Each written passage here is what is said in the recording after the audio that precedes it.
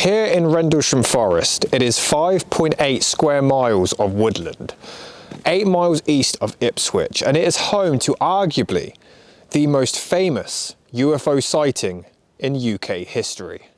Potentially our equivalent of Roswell, New Mexico. The United States Air Force used the RAF Woodbridge in the area at the time, and it was here on December the 26th, 1980 at around 3 AM. Some members of security near the East Gate witnessed some lights rapidly descending into the adjacent Rendlesham Forest. The group then entered to investigate when they all witnessed a glowing object that was metallic in appearance with coloured lights. As the group attempted to approach, it suddenly began moving through the trees, and some animals on a nearby farm entered a hysterical frenzy before it disappeared into the night. At the time, they merely ruled it down to being nothing more than a downed aircraft. However, Sergeant Jim Penniston was fully convinced that he did encounter a craft that night of unknown origin to the forest, though there are no other witnesses to corroborate this claim.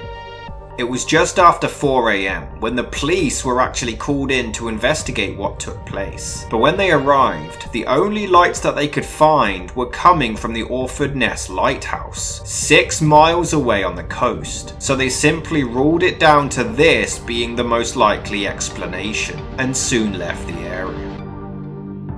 It was only when the sun rose that the servicemen returned to once again try to get a better look in the daylight. In a small clearing near the eastern edge of the forest, they discovered 3 small impressions on the ground in a triangular pattern, as well as some burn marks and broken branches on some nearby trees, leading to the police being called for a second time at 10:30. However, they remained undeterred, being fully convinced that these markings were caused simply by animals, and no further investigation was done. One police constable returned to site in daylight in case he missed something. There was nothing to be seen and he remains unconvinced that the occurrence was genuine. The immediate area was swept by powerful light beams from a landing beacon at RAF Bentwaters and the Orford Ness Lighthouse. I know from personal experience that at night in certain weather and cloud conditions, these beams were very pronounced and certainly caused strange visual effects.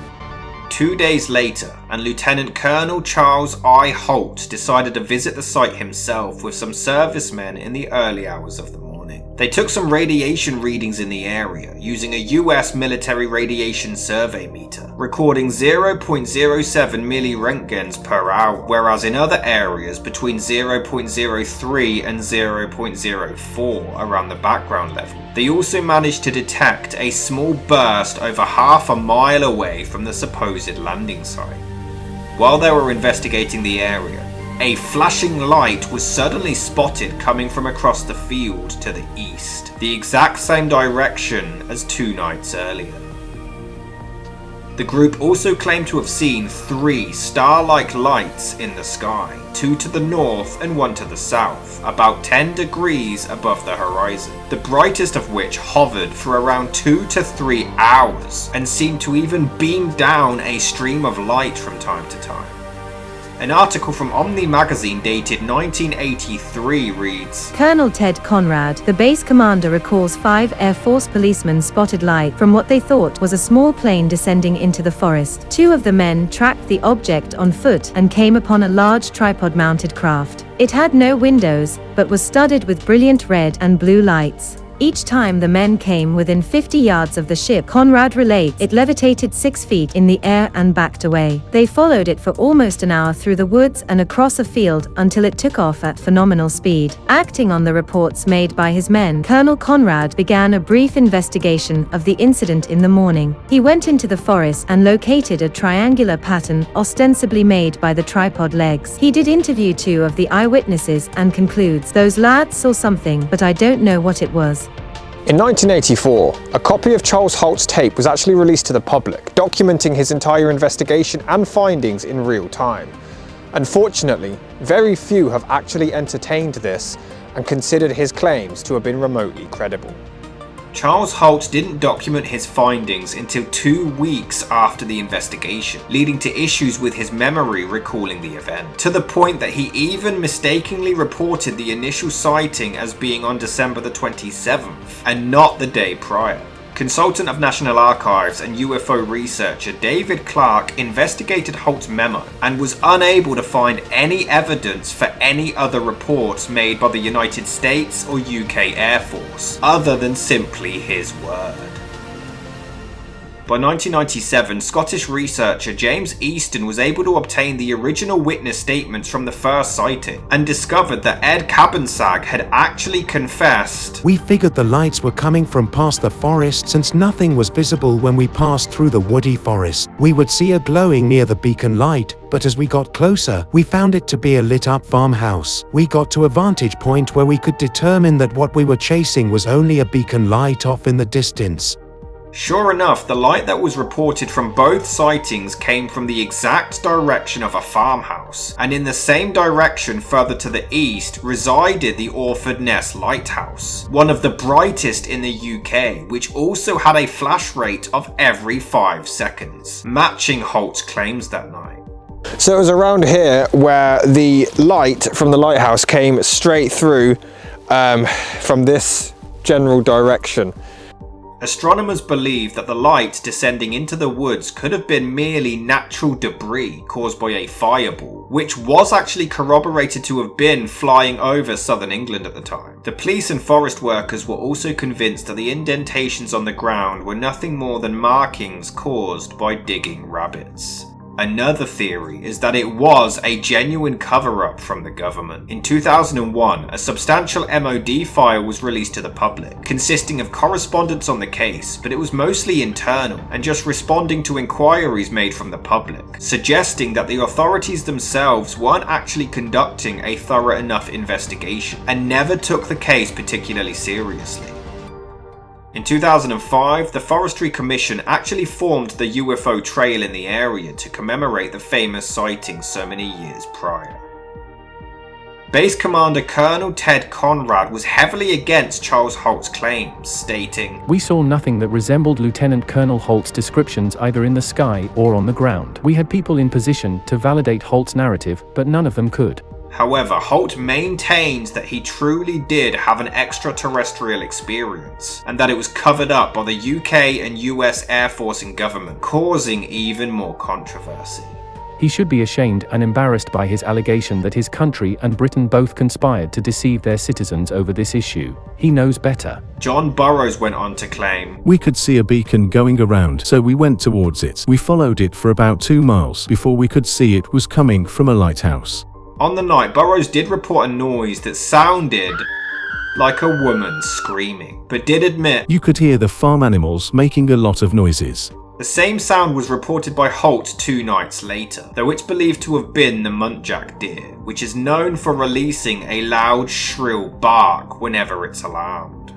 Though Jim Penniston did claim to have actually touched an alien spacecraft that night, though Conrad heavily disputes this, as he interviewed him at the time and he had made no such claim, convincing him that it was all just a giant hoax. In June 2010, Charles Holt had now retired, but he signed an affidavit summarising the events all those decades earlier, maintaining it to have been a truly genuine alien encounter. But it's been stated that he contradicted claims now from his previous memo and tape recording, putting his entire story into question. It's also been theorised that the light descending into the forest was actually a Soviet spy satellite, but there's been nothing to give this possibility any credence. The star-like objects that were spotted have been theorised to have simply been misinterpretations of bright stars that were distorted by atmospheric and optical effects, and the brightest may have been Sirius, the brightest star in the night sky. It was that same year when Jenny Randles, who had first reported the case back in 1981, actually started to doubt her previous beliefs of this being a genuine extraterrestrial encounter. She now claimed that it was an unidentified aerial phenomenon of unknown origin that caused parts of the case, claiming, "While some puzzles remain, we can probably say that no unearthly craft were seen in Rendlesham Forest. We can also argue with confidence that the main focus of the events was a series of misperceptions of everyday things encountered in less than everyday circumstances." A new theory posited in December 2018 by David Clarke was that it was a hoax set up by the Special Air Service as a revenge plot on the United States Air Force. In August 1980, the SAS had parachuted into RAF Woodbridge to test their security at their nuclear site, but the United States Air Force had recently upgraded their radar and had detected the black parachutes of the SAS men descending into their base, leading to their capture. The SAS troops were then interrogated and beaten, and allegedly called unidentified aliens. Clarke believes that as a form of revenge, they decided to create their own alien story, using lights and coloured flares in the woods with black helium balloons and using remote-controlled kites to carry suspended materials into the sky. However, this entire story of the SAS troops being captured turned out to be complete fiction, which is the main consensus, that this story never actually happened.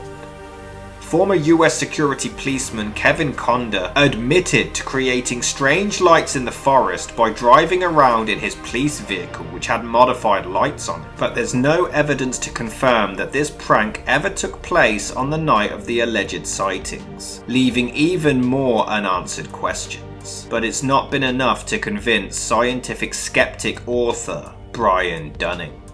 Colonel Halt's thoroughness was commendable, but even he can be mistaken. Without exception, everything he reported on his audio tape and in his written memo has a perfectly rational and unremarkable explanation. All that remains is the tale that the men were debriefed and ordered never to mention the event and warned that bullets are cheap. Well, as we've seen on television, the men all talk quite freely about it, and even Colonel Halt says that to this day, nobody has ever debriefed him. So this appears to be just another dramatic invention for television, perhaps from one of the men who have expanded their stories over the years. When you examine each piece of evidence separately on its own merit, you avoid the trap of pattern matching and finding correlations where none exist. The meteors had nothing to do with the lighthouse or the rabbit diggings, but when you hear all three stories told together, it's easy to conclude, as did the airman, that the light overhead became an alien spacecraft in the forest. Always remember, separate pieces of poor evidence don't aggregate together into a single piece of good evidence. Which possibly leaves us pointlessly seeking answers.